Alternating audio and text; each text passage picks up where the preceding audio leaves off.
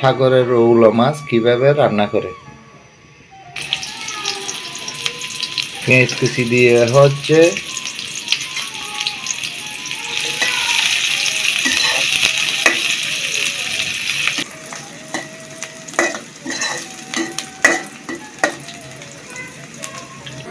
আমাদের পেঁয়াজ ভাজা হয়ে গেছে। এখন টমেটো কুচি দেওয়া হচ্ছে।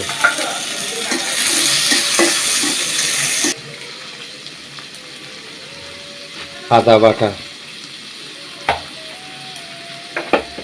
রসুন বাটা, পরিমাণ মতো গুঁড়ো হলুদ, গুঁড়ো মরিচ পরিমাণ মতো,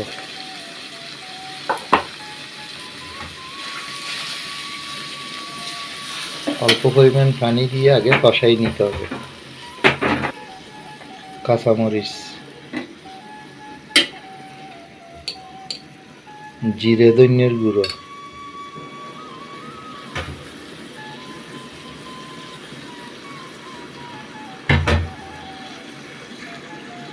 পরিমাণ মতো লবণ, স্বাদ হওয়ার জন্য মাছের মশলা।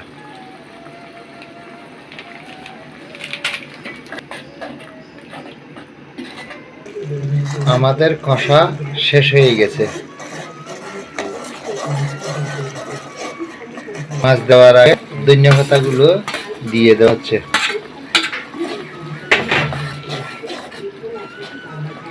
এবার মাছগুলো দিয়ে দেওয়া হচ্ছে।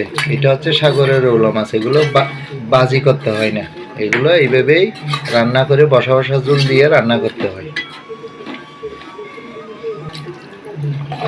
10 থেকে 12 মিনিট রাখার পর এভাবে মাছগুলো হয়ে যাবে।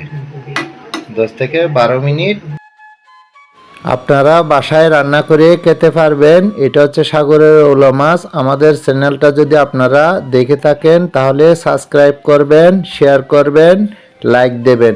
আমাদের ভিডিও দেখার জন্য আপনাদেরকে অসংখ্য ধন্যবাদ।